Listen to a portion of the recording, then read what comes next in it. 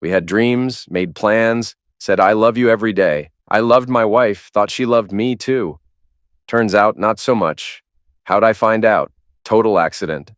A nurse I know, Rhonda, saw Diana at a restaurant while out with her husband. Rhonda had met Diana at a hospital party last Christmas. Good memory for faces. She also knew the guy Diana was with. That part comes later. Anyway, I watched Diana and her friend walk through the hotel lobby and head for the elevator. I followed the light as it hit floor 12.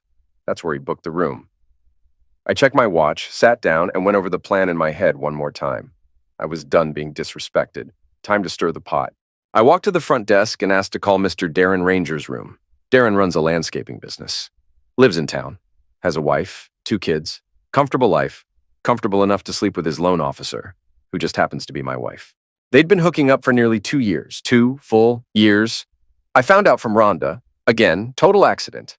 She saw them together the weekend I was working a brutal 18-hour shift full of drunks and stab wounds. Darren had done some yard work at her house, so she recognized him right away. That's how it started unraveling. A few days later, I mentioned to Diana that Rhonda said she saw her at a restaurant with a friend. Didn't say who. Just made small talk. Food, maybe we should go sometime. Diana went pale. Recovered quick, said, "Sure," and dropped it. But I didn't. Next week, I talked to my dad, asked what he'd do if he thought his wife was cheating. He was shocked. He liked Diana. Thought we'd be having kids soon.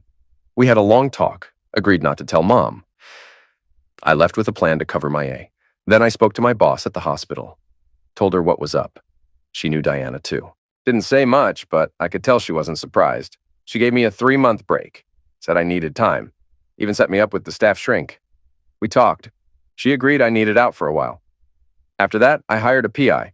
They didn't take long. Week tops. Got the full story. Hotels keep records, and $100 gets you a lot of truth. Turns out Darren had been booking the same room at the Hilton almost every week for 2 damn years, always with the same woman. The clerk pointed at Diana's photo and said, "That's her." Next move, hit the bank. Not hers. Mine. Pulled everything I could without closing the account. I had my own card. She couldn't touch it. So yeah, I knew where she'd be that night. Dinner. Hotel. She thought I was stuck at work again. Darren had to get back to his wife early, so it wouldn't be an all-nighter. Once Diana left that morning, I packed up, took what I needed, put some gear on my bike, loaded a few boxes in the Subaru, asked Dad to come get it and keep it at his place. Didn't take much. Just what I'd need on the road for a few months.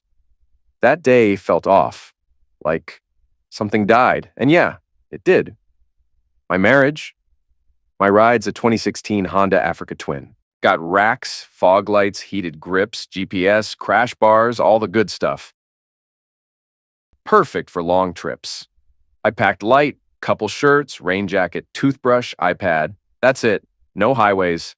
I wanted back roads. Sleep in motels, B&Bs, eat local. Stop when I felt like it. My old man always said change is as good as rest. He wasn't wrong. And if there was ever a time for change, this was it. Planned a full loop of North America.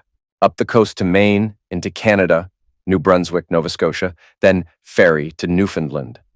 Tour the island, head back through Quebec and Ontario, cross the prairies, hit the Rockies, then down the Pacific coast to San Diego. From there, cut across the Midwest, end up in Albany. 3, maybe 4 months. Hell, maybe after that I'd join Doctors Without Borders. Do something useful far from the ER in Albany. Tired of patching up drunks and idiots with bullet holes. But first, I had a little unfinished business. I walked up to the hotel counter. "Can I speak to Darren Ranger?" I asked. The clerk nodded and dialed. After a few rings, someone picked up. She handed me the phone. "Can I speak to Diane Walters?" I said. There was a pause. Then he stammered, There's no one here by that name. Must be a mistake." "Just tell her there's been a passing in the family," I said, calm as stone. Wait, what?" he said. "Tell her her husband died today. David Walters is dead," I said flatly. I could hear shuffling on the other end, low voices, movement. "Tell her her husband is dead," I repeated, loud enough to cut through the noise. Then I hung up. I handed the phone back. The clerk stared at me like I was a ghost. "Thanks," I said with a small smile like I'd just asked for change. I walked outside. My bike was right there. I threw on my gear, pulled on the helmet, and sat for a moment, letting the night breathe. Not long after, Diane burst out of the lobby, eyes wild, looking up and down the street. It was dark. She didn't see me. She dove into a cab and was gone. I figured she was heading home, her home now. Me? I was already free. Oh my God. Someone called Darren's room, told him David was dead. What the hell? My stomach dropped. I threw on my clothes, heart racing. Darren asked what was going on, but I didn't answer. I just bolted for the elevator, slamming the button with shaky fingers. Outside, I jumped into the first cab I saw. Cedar and 12th, now! The ride felt endless. My brain kept screaming, "It's a mistake! Has to be!"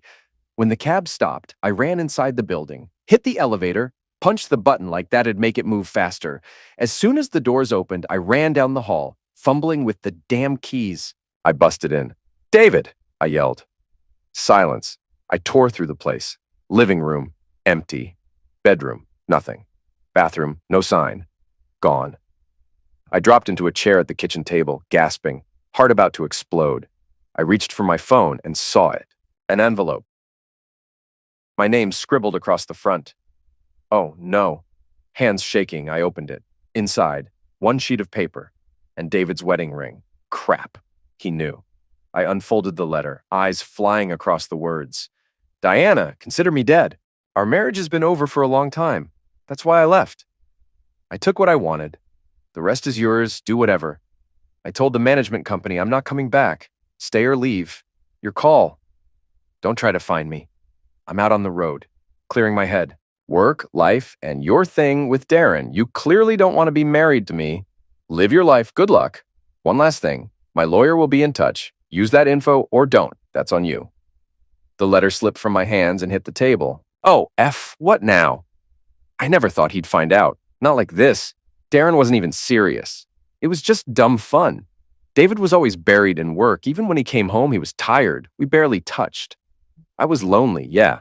I figured we'd get back on track once things settled. Couple kids, a house, something normal, guess not. Darren made it easy. He was funny, flirty. It was supposed to be harmless. Once or twice a week, nothing big. Never thought it'd blow up like this. I tried calling David. Number's dead. I called his dad. "He's gone," John said, "and you can go to hell." Click. I looked around. The place felt cold. Most of David's stuff, gone. Closet, empty. Some books missing, a few black trash bags in the kitchen, his leftovers, stuff he didn't want. I sat back down, stared at the note, at the ring. I screwed up. I'd go see his family tomorrow. Try to explain something. I called a couple friends. No one knew where he went. They all thought he was still working overtime at the hospital. I tried his brother's place. No answer. Didn't have their cell numbers. Damn it. I grabbed a half-finished bottle of wine from the fridge, poured a glass, sat down again, looked at the ring, looked at the letter, and realized I burned it all down. I left early the next morning and drove straight to David's parents' place. His car was out front. Maybe he's here. I rang the bell. His mom, Miriam, opened the door, saw me, slammed it in my face without a word. I rang again. And again. I wasn't leaving. A few minutes later, his dad opened up. John.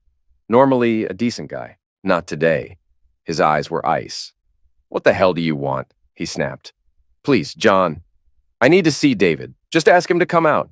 "He left last night," John said. "Gone. Don't know where. And if I did, I wouldn't tell you." "Please," I said. "I need to talk to him. I know we can fix this if he just—" "You cheated," John cut in, "with another man, and now you think he's gonna just hug it out? Get off my porch. We're done with you."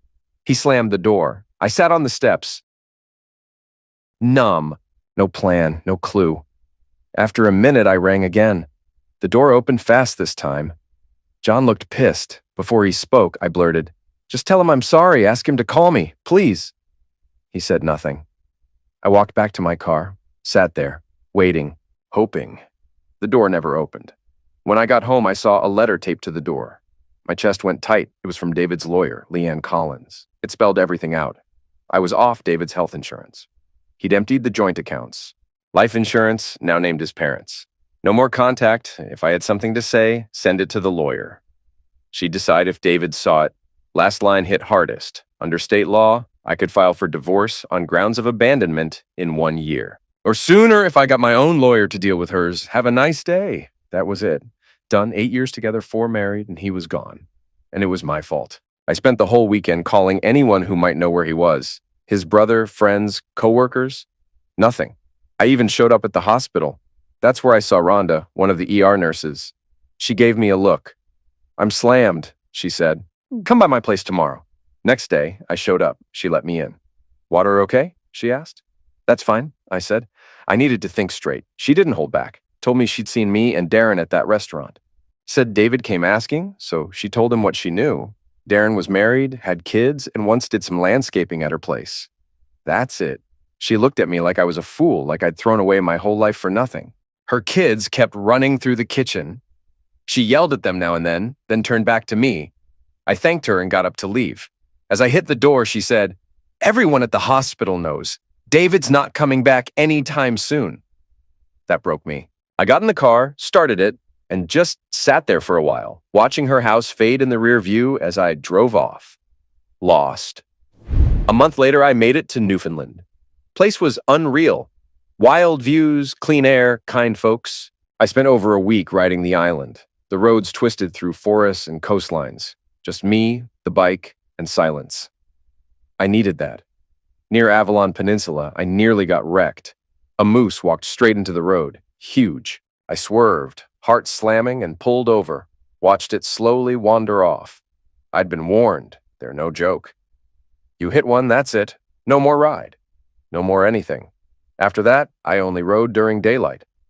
I stopped in a tiny spot called Petty Harbor. After visiting Cape Spear, the farthest east you can go in North America, I got myself some ice cream.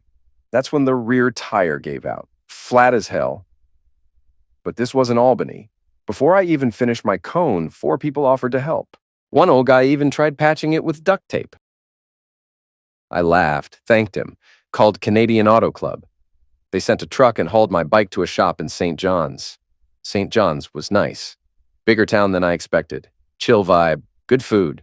I checked into a small hotel near downtown, did laundry, slept in, took a damn break. The hotel had a bar too. Bonus.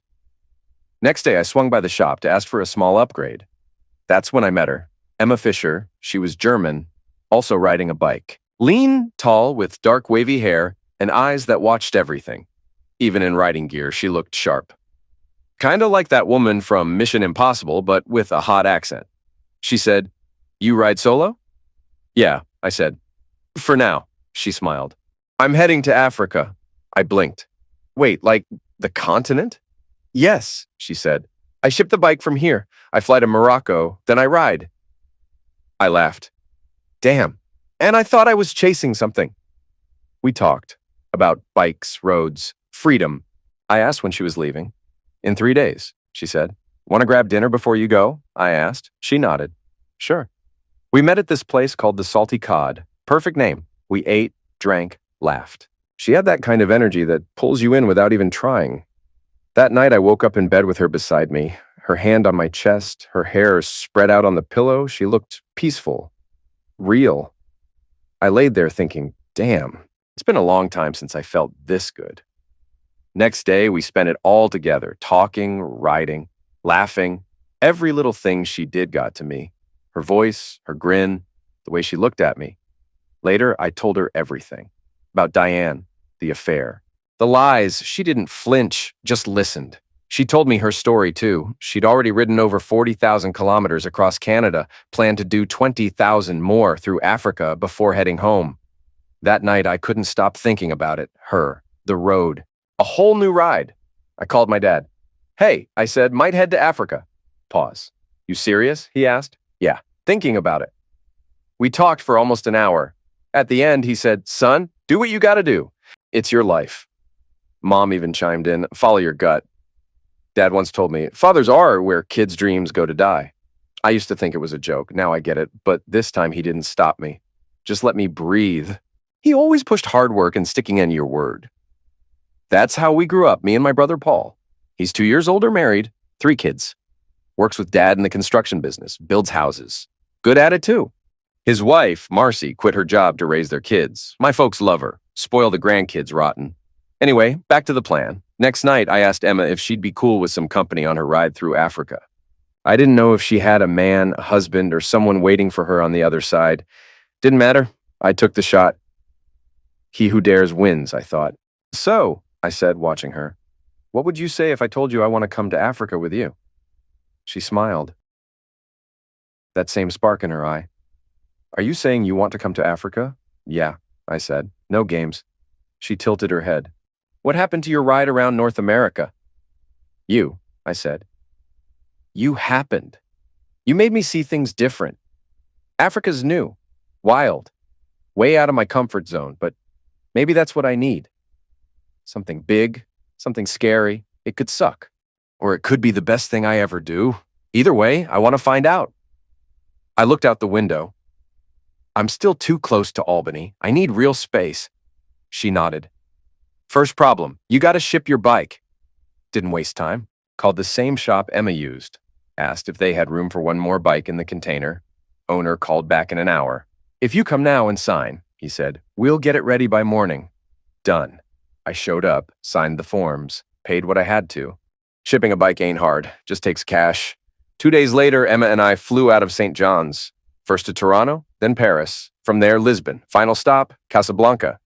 Casablanca was wild, in the best way. Locals call it Aldar al-Baida. It's Morocco's main port, sitting right on the Atlantic. City's huge, like 4 million people. Old buildings stand next to shiny glass towers. Streets full of noise, smells, heat.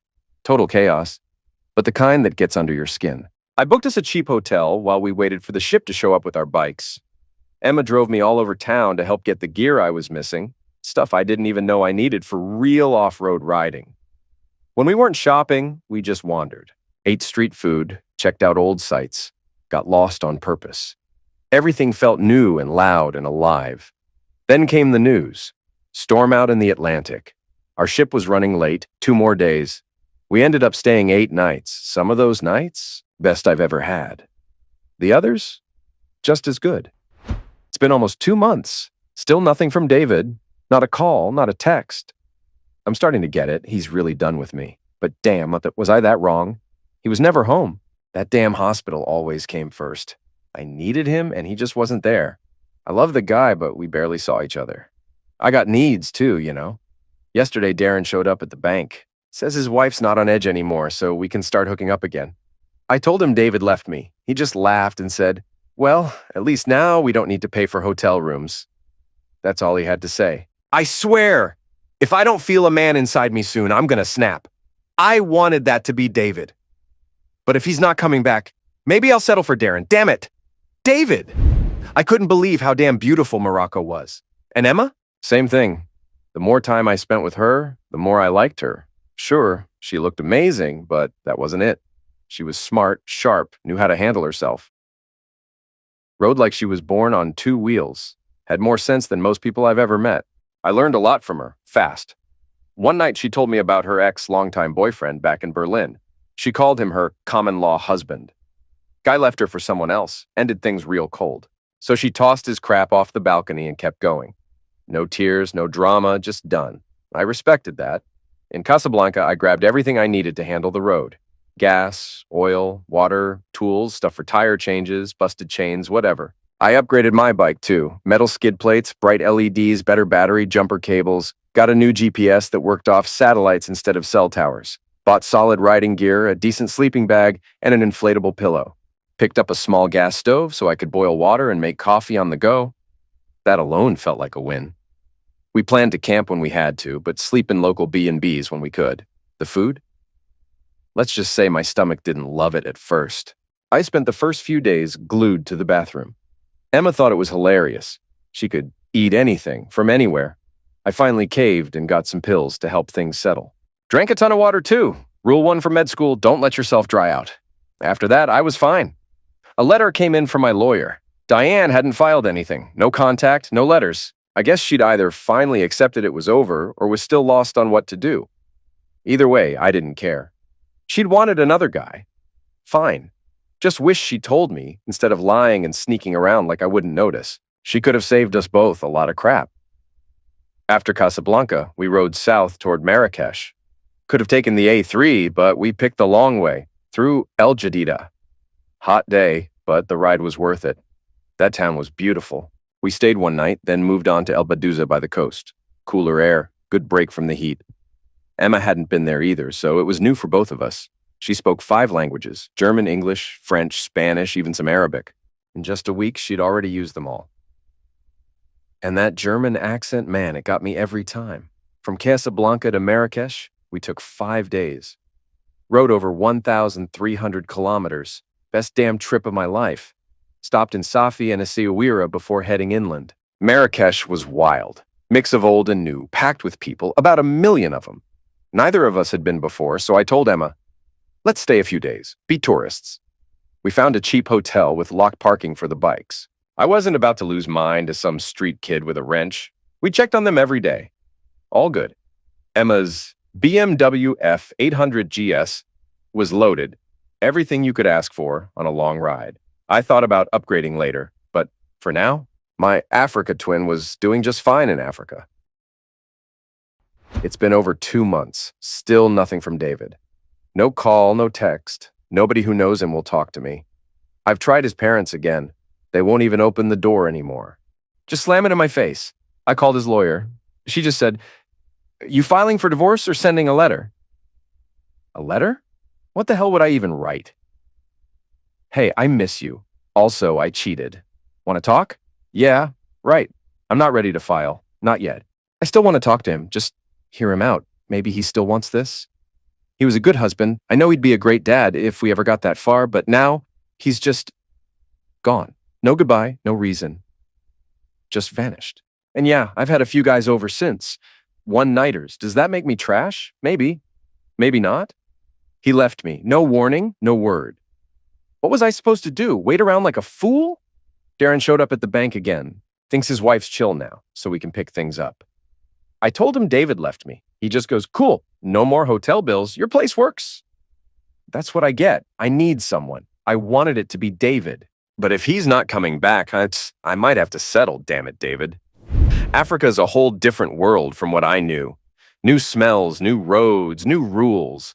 But deep down, it's the same. People just want to feed their families, keep a roof over their heads, stay safe. Same as back home. Not every place here is stable. But Morocco, it's holding up better than most. Traveling with Emma's been wild in the best way. She's strong, smart, fearless, never still for long. She pushes me, makes me drop my fear, open up to stuff I'd never even think about before. Back home in New York, things were easy. Safe house, good schools, solid family, mom, dad, older brother. Not everyone gets that. Out here, people live with less, but still take pride in what they have. This whole trip's a wake-up call, and I'm lucky to be living it with Emma. She's not just a riding buddy. She's my girl, wild, bold, real as hell. Not reckless, just sharp. Always thinking ahead. I'm hooked. On her. On this whole life. We left Marrakesh and started heading to Laayoune. About 900 clicks south, took the coast road. The ride was insane. Empty stretches of land, hot air, wind in our faces. But it's no joke. You've got to stay sharp out here. My American passport doesn't carry much weight. Cops and guards out here don't really get why a guy from the US is riding through the desert on a bike. One border guy asked why I left America. I just pointed at Emma. He laughed. Yeah, okay, he said. We camped 2 nights on the way. Pitched our tents far from the road. First night, I barely slept. Every damn sound had me on edge. Second night, I passed out hard. Woke up to the smell of coffee Emma made on our tiny stove. Life was better. Out here, it's all about the basics. Gas, water, food. We filled up when we could and always paid in cash. No showing off, no pulling out big bills. We didn't want to look like easy targets. And yeah, this place can be dangerous. But so can parts of the US. 2 riders on pricey bikes can catch the wrong eyes anywhere. My gear protects me in a crash, but not from a knife, or worse. I've seen what those can do. The ride through Western Sahara and Mauritania? Insane. Dusty, dry, brutal, and somehow still beautiful. We talked the whole time through our helmet comms. Emma knew everything. About the land, the towns, the people. Turns out she used to be an editor for a travel mag. Did her homework. She talked a lot, but I never minded. Her voice, it got in my head. Hot, smooth. I swear she could read a cereal box and I'd still get turned on. Sometimes it was hard to focus on the road. Our next goal was Dakar, Senegal. Over 1,800 kilometers of heat, dirt, and grit. Took us 4 days. Dust got everywhere. Emma kept reminding me, drink water. At least 10 times a day. I had a 4-liter Camelback and still drained it daily. Sometimes I had to stop and piss on the side of the road. So did Emma. One time I tried to snap a pic of her squatting. She saw me, chased me down, grabbed the phone. I nearly died laughing. I could go on, but you just keep hearing the same thing. Endless road, gas stops, heat. We carried spare fuel, and more than once we needed it. My Africa twin drank more gas than Emma's BMW, so I started looking into an extra tank. We had one breakdown, lost 3 hours fixing it on the side of the road. That's part of the deal. We camped 3 nights, no showers, just sweat, dust, and body heat. And somehow we still found time to be close, intimate. Didn't matter how we smelled. Making love in a tiny tent, sore, dirty, tired as hell. It wasn't glamorous, but it felt real, powerful. We stayed away from certain spots, sure. We weren't animals, but our hands knew where to go. We wiped off with cloths and a little soap, maybe a cup of water each, just enough to clean what mattered. Brushed our teeth, called it good. That was the new normal. And I didn't miss the old one, not for a second. We crossed into Senegal at Diama. Everyone said skip Rosso. Too many hands out for bribes. Diama had a bridge and way fewer hassles. Just past the bridge was St. Louis. Not the one in the US. This one felt like a different planet. The city was split into parts, some on islands. First thing we saw, poverty. Rough, raw. But once we crossed the bridge, we hit a wealthier area. Clean streets, nicer homes. We found a spot called Hotel de la Poste. Cheap, but solid. Bikes locked up, showered, cleaned our gear. Right next to a big government building, so cops were always around. Safer that way. I need a real bed, I told Emma. She grinned. We both do. We stayed 2 days. Didn't sleep much. Spent most of it tangled up in bed, taking breaks only to swim, eat, or do laundry. Place even had a laundry room. Felt like luxury. Yeah, I know how it sounds. American guy kicking back in Africa. But truth is, most of those big houses around us were owned by locals. And prices? Way cheaper than back home. $50 a night for a place that had cost $200 in the States. No guilt here. When the Wi-Fi worked, I checked email. Mostly my parents. You alive? Where are you? Eat anything weird? Then one from my lawyer, Diane had written, wanted to know where I was when I was coming back. I'd already told my folks and lawyer not to give her anything. She hadn't filed for divorce yet. Still, she will, I told myself. She's the one who needed a side guy. Let her file. And if she didn't by the time I got home, I'd do it myself. I was ready to move on. Emma was something else. I didn't know where it was heading. She had her own path. But meeting her back in Canada, best accident of my life. We kept riding south. Next stop, Dakar. I'd read a bit online. Capital city, 4 million people. When we rolled in, the contrast hit hard. Shiny Mercedes cruised next to beat-up scooters. Mansions around the corner from tin shacks. But somehow, it worked. No fights, no tension. Just people trying to live, same as anywhere else. I thought, this world isn't so different. Just stripped down to the truth. Maybe I had Diane to thank for that. Her cheating kicked the door wide open, made me see beyond my old life. With Emma beside me, I said, let's get a place on the beach. I need a break after St. Louis. She hesitated, maybe thinking about the cost. I knew she didn't have much saved. I got it, I said. My treat.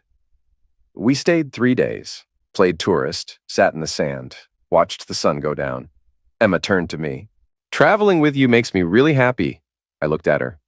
You're saving my life, I said. Giving me a new one without even trying? It was perfect. Then life came knocking. I checked email again.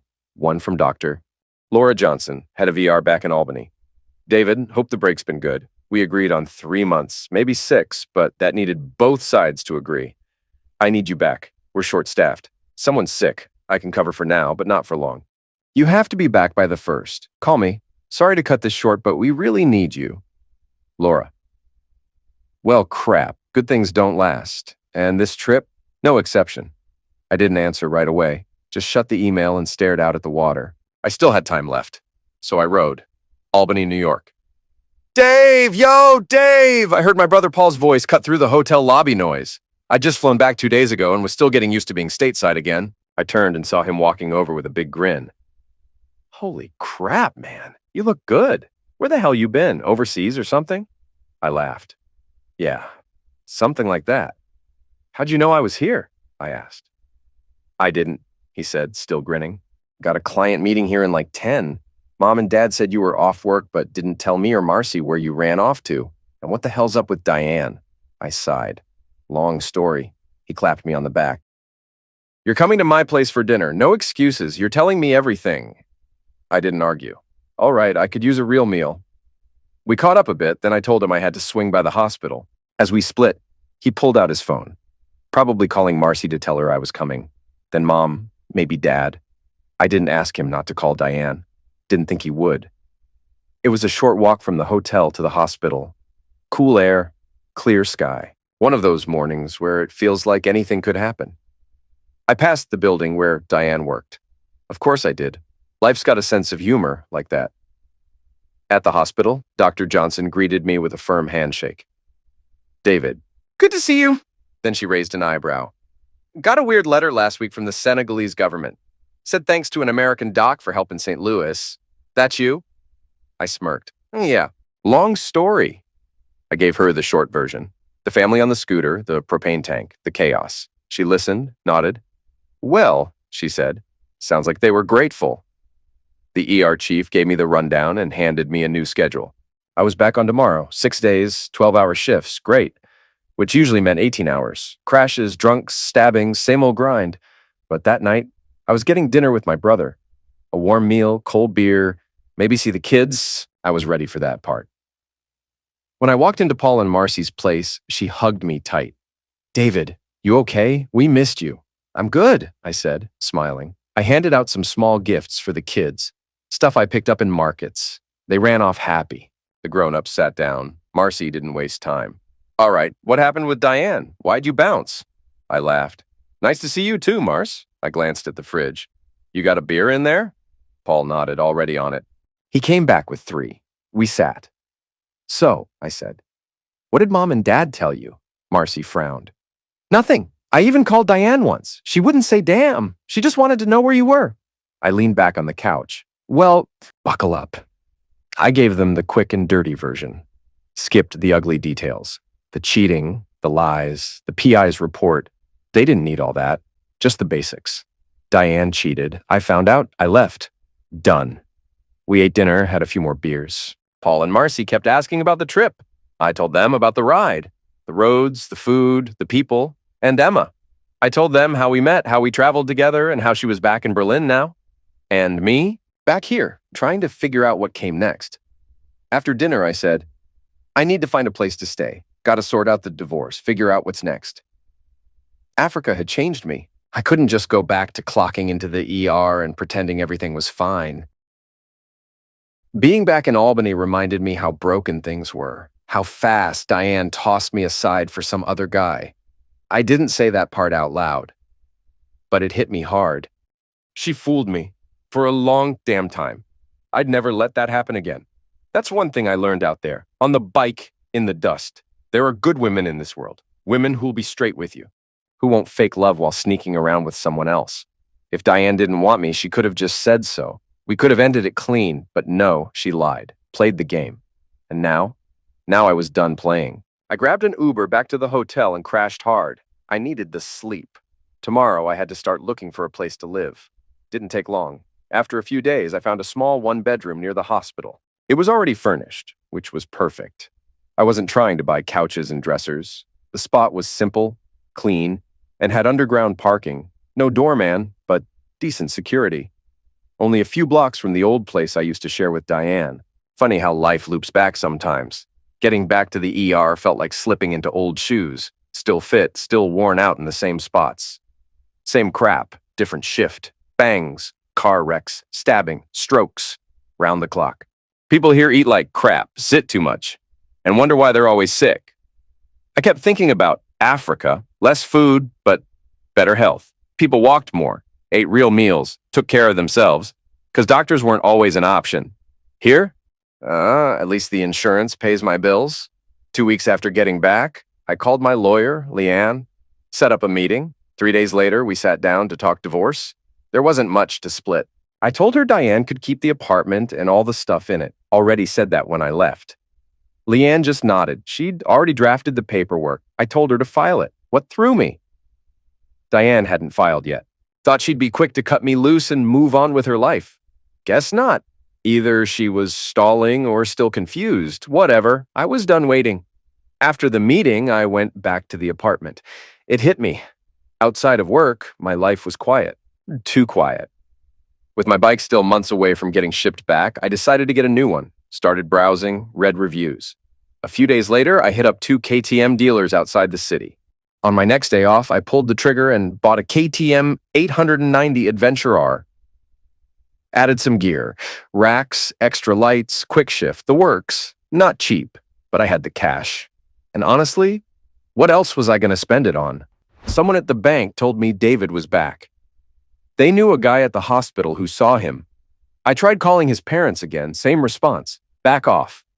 I was desperate, so I parked outside the ER, hoping I'd catch him. 4 nights I sat there, watching the entrance. That place never stops. Sirens, ambulances, people rushing in and out, nonstop chaos. Second night I got bored, brought snacks and a book. But nature called, so I went inside. Wandered around a bit till a security guy stopped me. "You lost, ma'am?" he asked. I paused, then just asked, "I'm looking for Dr. David Walters." He gave me a tight smile. "Dr. Info's private unless you've got an appointment. You'll need the main desk." I nodded, said thanks, and left. Still nothing. 4th night it happened. I saw him, David, walking from the doctor's lot into the building. My heart nearly exploded. I opened the door ready to shout, but he was already inside, gone. But that was enough. He was here. Now I just had to find a way to talk to him. Few days later, I got home and saw some guy in a suit standing outside my building. He checked his phone, then looked at me. "Diane Walters?" "Yeah."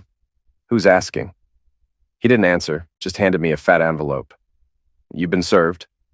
Then he stepped back, snapped a pic of me holding it, and walked off to his car. I stood there, stunned. Crap, I knew it was coming. David had filed. Okay, I did something kind of stupid. I followed David after he left the hospital 2 days ago. He went to an apartment building, just a few blocks from our old place. Well, my place now, I guess. Now that I knew where he was, I just had to grow a pair and go talk to him. I waited a few more days, too nervous to do anything. But tonight, I said screw it. I put on the jeans he used to like, the tight ones with heels and a white tank, hair up in a ponytail, just how he liked it. Nothing crazy, clean and simple. If things went right, the jeans and tank wouldn't stay on long anyway. I hit the store first, grabbed a 6-pack of that IPA beer he liked. No clue what IPA even means, but I knew he used to drink it. Got myself a bottle of California Chardonnay, too. Heart pounding, I walked to his building and rang the buzzer. I hit the call button for his unit. After a few rings, I heard him. "Yeah? David? It's me." Who's this?" "It's Diane, your wife." Silence. "Can I come up?" More silence. "I just want to talk." It felt like forever. Then, buzz. I grabbed the handle fast, scared he'd change his mind. The elevator felt slow as hell. My legs were shaky. At his door, I stopped, took a breath, then knocked. I wasn't shocked when the intercom buzzed. Happens all the time. Kids selling cookies, people pushing religion, politicians begging for votes. But this one caught me off guard. It was Diane's voice. I should have ignored it, should have walked away. But I hit the buzzer anyway. A few minutes later, a knock at the door. I didn't rush to answer, took a breath. Let the swirl of thoughts pass. Anger, questions, old stuff I didn't want to feel. Then I reminded myself, I'm not that guy anymore. I've moved on. I opened the door. There she was. She looked good. Tired, yeah, but good. Still my wife, at least on paper. She just stood there, not sure what to say. I stepped back. "Hey, Diane, what's up?" "Hey, David," she said. Her voice was softer than I remembered. "I wanted to talk. You've been hard to reach, hard to find." I turned and walked into the kitchen. She followed. I spotted a bottle of wine sticking out of her bag. I grabbed a glass, set it down. She handed me the bottle. I went to pop the cork, then saw it had a screw top. Classic. I opened it, poured her a glass. She pulled out a can of IPA, handed it over the counter. I shook my head. Nah, I'm on call tonight. I filled a glass with ice, poured some Diet Coke. Let's sit, I said, nodding toward the table. This wasn't going to be some casual couch chat. I was ready to end this. For real this time. I shouldn't have come. The second he walked in and didn't even look at me, I knew this was going to go bad. Real bad. He just stood there, arms crossed, jaw clenched like I was a stain he couldn't scrub out. No hi, no small talk, just ice. You're not even going to say hello? I asked, trying to soften the edge between us. David looked at me with dead eyes. Why the hell would I? He said. Cold as winter. God, that voice, that tone. It used to make me feel safe. Now it felt like a colt to the chest. I reached into my bag and pulled out the gold wedding band he'd left behind. Laid it gently on the table like it meant something, like he might still care. You scared the crap out of me, I said, my voice cracking. Calling the hotel like that, pretending you were dead? Darren didn't even recognize your voice. Then I get home and find your ring and that damn note. He didn't say a word, didn't blink. I tried reaching out to your family, I added, softer now. Your dad told me to go to hell. David's eyes narrowed. He's right, he said. You belong there. I swallowed hard. I'd cried too much already, but my chest still ached. I've been in hell ever since you left, I whispered. He leaned in just enough to make me feel small. What the freak did you think was gonna happen, Diana? David spat. You screw my friend, lie to me for months and think I'm just gonna what? Send you flowers? It wasn't like that, I tried. Then what the hell was it? He barked.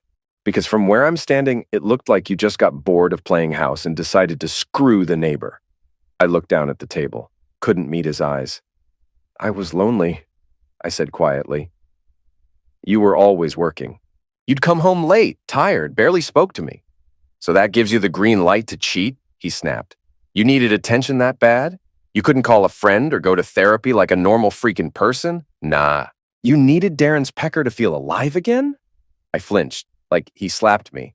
But I didn't fight back. I deserved that. You didn't even have the guts to talk to me, David said, disgusted. You just went behind my back, made a fool out of me. You chose that. So don't act like it just happened to you. There was a silence between us thick enough to choke on. Did you sign the divorce papers? He asked finally. I shook my head. No, I don't want a divorce, I said, forcing my voice to stay steady. I want to fix this. I want us to be a family again. David let out a short, humorless laugh, bitter as poison. You serious right now? He said. After all the crap you pulled, you still think there's a we? I'm still your wife, David. I want to be your wife again. I want to raise our kids together. I want to be with you. He stared at me like I'd grown two heads. You're not my wife. You're the woman who nuked everything we built. You think sorry and a sad little speech is going to rebuild the ashes? You screwed a guy I used to call a friend. You think that just goes away? Please, I said, barely above a whisper. We can make it work. No, Diana, we can't, David snapped. You enjoyed spreading your legs too much. That kind of stain doesn't wash out. I bit my lip so hard I tasted blood. Don't say that, I murmured, shaking my head. Why not? It's the truth. You ruined everything. I'm just here to bury what's left, he said. I've moved on. You should too. I'm not the same man who walked out that door 6 months ago. And I'm sure as hell not the man who's going to take you back. Desperate, I stood. Walked over to him, hoping touch could do what words couldn't. Just one kiss, please. He didn't stop me. I kissed him, soft, meaningful, trying to reach that part of him that once loved me. He didn't kiss back. After a second, he pulled away and wiped his mouth with the back of his hand like I'd spit on him. That's it. That's what you came for, he said, looking at me like I was a stranger. Then take this damn ring and go. You don't get to haunt me anymore. He didn't have to say another word. I picked up the ring, put it back in my bag, and I walked out of his life for the last time. It hit me on the stairs. Not a little regret, not a flicker of sadness, a flood. He was gone, for real. And I was the one who lit the match. Finally, I'm divorced. Got the paper in my hand to prove it. It's done, thank God. Feels like I can breathe again. Time to move forward.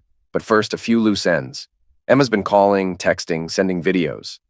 Most of them are clips of me doing dumb crap, dropping my bike, almost plowing into cows because I wasn't paying attention. She laughed so hard she cried. The cows and the bike were fine. My ego, not so much. We talked a few times. I told her about Diane showing up, wanting me to forgive her and pretend it all never happened. I said no. The moment I found out how deep her affair went, it was over. That was the moment I started walking away from my old life. Emma didn't say much, but I could tell something was on her mind. She said she'd email me soon. Something about an announcement in a couple of weeks. Wouldn't give me details. I figured it was about her book. A week after the divorce, I was at Albany Airport flying out. First to Chicago, then London, then Berlin. 15 hours total. I'd land the next day around noon. I needed to see her. It had been almost 2 months. I didn't know if there was still something between us. But I had to find out. If not, fine. I'd head back and figure out the next chapter. Doctors Without Borders had openings. Pay wasn't great, but it wasn't about the money. The only issue was the loans I still owed my folks. I'd have to sort that out. I landed at Berlin-Brandenburg, cleared customs, grabbed my bag, and caught a cab. I booked a room at a nice hotel in Alexanderplatz. Clean, modern, way nicer than the hostels Emma and I stayed in back in Africa. Showered, grabbed a bite, then set out to find the place where she worked. I knew it was downtown. No clue where exactly. Google Maps saved the day. I punched it in and started walking. Around 4 p.m., I got there. Her building was sleek, all glass and steel. I told myself if she didn't want to see me, I'd just play tourist for the week. My heart was pounding as I stepped inside. Found her company's name in the directory and took the elevator up. At the front desk, a young woman looked up. "Hi," I said. "Is Emma Fisher here? Can I see her?" She blinked, then reached for the phone. Spoke fast German I didn't understand. Then she looked back at me. "Emma, or someone, will be with you shortly," she said, pointing to the waiting area. "You can sit." I nodded and sat. She picked up the phone again, lowered her voice. I caught the word American more than once. She kept glancing at me like I was either a threat or someone famous. More women passed by, sneaking looks. I felt like I was on display. Was this how they treated all visitors, or just strange men with big bags and travel-worn boots? Then another woman, same polished look, walked up. "Dr. Walters?" "Yeah? Follow me, please." I stood. Her heels echoed on the floor as we walked down long halls. I caught more glances. Either I looked like hell, or I'd just become the day's hot office gossip. After a weirdly long walk, Emma turned the corner. Her smile lit up everything. She ran the last few steps, wrapped her arms around my neck, and kissed me. Hard. Everyone saw.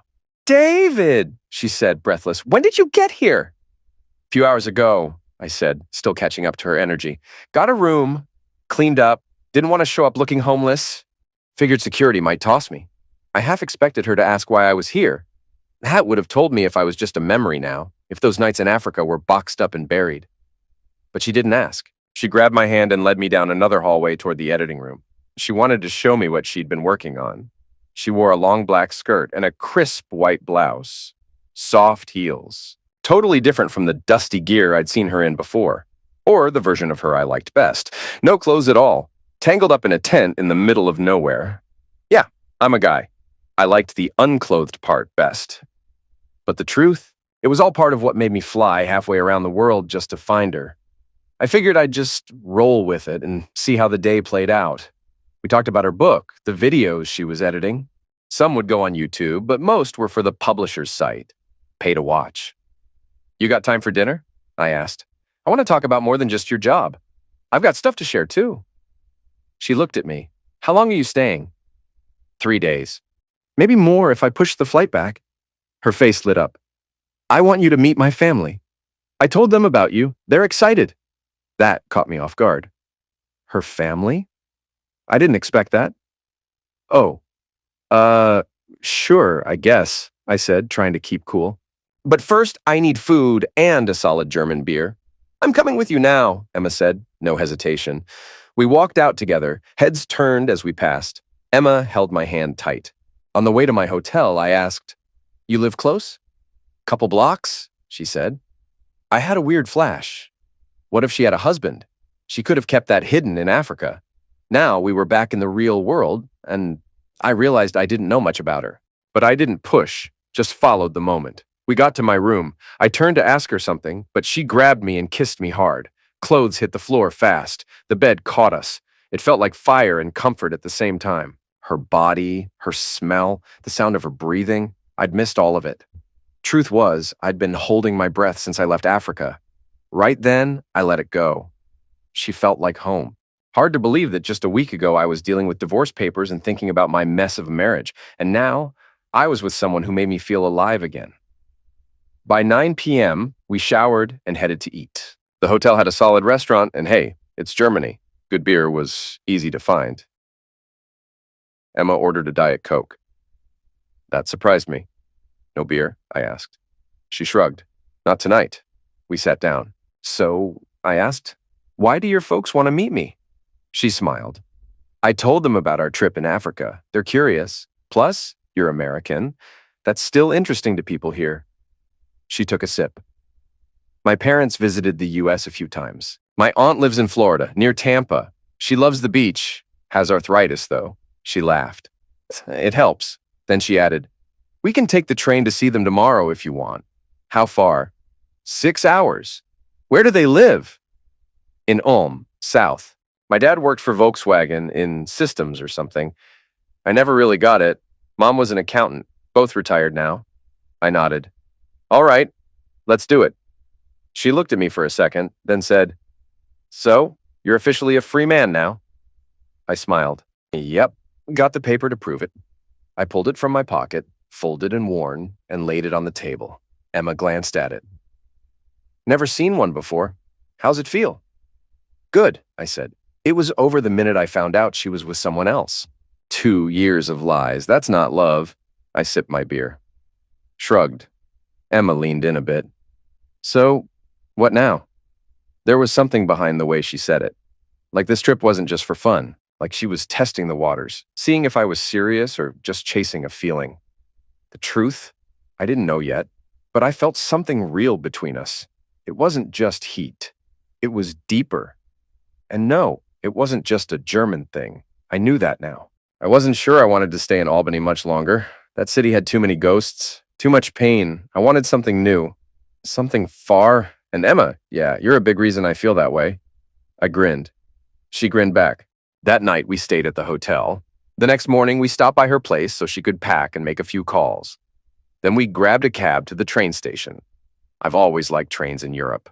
No TSA nonsense. Just get on and go. We found our seats, settled in, and watched the world roll by. When we got to Ulm, her parents were waiting. Older couple, mid-60s maybe. Emma looked just like her mom. Same eyes, same hair, her dad's smile. We said our hellos, then walked to their car. A Volkswagen wagon, what they call an estate here. Their house was old, but spotless. Inside, all updated, shiny floors, modern kitchen, really nice. I said, your dad did great work. My old man's a builder, he'd approve. Her dad, Carl, stood a little taller hearing that. They handed me a beer. Emma got drinks for the rest. We sat in the living room and I could feel the questions coming. But Carl started slow. So, you're American. Where from? I figured I'd turn on the charm. My folks drilled that into me. First impressions matter. Albany, New York, I said. Couple hours north of the city. They both nodded, but I could tell. This was just the start. Thank God Emma came back with drinks. Beers for me and Carl, wine for her mom, water for herself. That last one caught my eye. Things went quiet, a little tense. I knew I had to steer the talk before I got grilled alive. Best move? Ask about them. People like to talk about themselves. And it gave me room to breathe. Carl lit up, went off about German cars. Volkswagens mostly. Guy knew his stuff. I let him talk. I respected the passion. Maria was more low-key. She used to work in accounting. Now they were both retired. Said they planned to travel. Spain, Greece, warm places. Funny, sounded just like my parents. They bought a big van, planned to see the States and spoil the grandkids. Too bad I hadn't added to that crew, or so I thought. Dinner was still cooking, and Carl kept chatting about bikes and beer. Emma kept watching, like she was checking how I handled him. At one point, Carl said he was the reason Emma rode bikes. Had a couple himself, still rode a BMW 1200, said he'd show me the garage tomorrow. The whole night felt like a test, like a job interview I didn't sign up for. I half expected Maria to stick me in a guest room. But nope. Fresh towels were laid out in Emma's room, both our names. That surprised me. When we climbed into bed, I played it safe. Boxers on, 0 moves. Emma raised a brow. What's with the boxers? We're in your folks' house, I said. Feels weird to be unclothed here. She laughed. My parents sleep unclothed. You're good. Now get those off. I haven't seen you in months. I want all of you. Her words hit deep. I leaned in close. How long? I asked. She blinked. What? I'm a doctor. I know what I'm seeing. I looked at her belly. You're showing, I guess, 3, maybe 3.5 months. She froze. Oh my God, she whispered. She got out of bed, grabbed something from her bag, held it up, a pregnancy test. 2 blue lines. My brain spun. I did the math. St. Louis? Dakar? Emma spoke softly. I saw a doctor last month. Got an ultrasound next week. I sat there stunned. I flew to Berlin thinking we'd maybe part ways, maybe stay friends. But now, everything had changed. I stood, went to my bag. My heart pounded. I dug around and found what I'd brought, just in case. A small velvet box. I walked back, hands shaking a bit. Emma sat up, unclothed, eyes wide. I opened the box, a simple ring. Will you marry me? I asked. She gasped. Yes, yes, yes. I pulled her into a hug, careful with her belly. We held each other like the world had just shifted because it had. Then I remembered her parents. I got dressed fast, opened the door, and there they were. Carl and Maria clearly had been standing there, listening in. I smiled. We'll be right out. Emma threw on clothes just as quick. We walked into the living room. Carl and Maria were already smiling. Maria knew. Of course she knew, moms always do. But Carl, he surprised me. He clapped me on the shoulder, then hugged me. What can I say, Emma? He laughed. He's a good man. Just make sure next time he buys a real bike,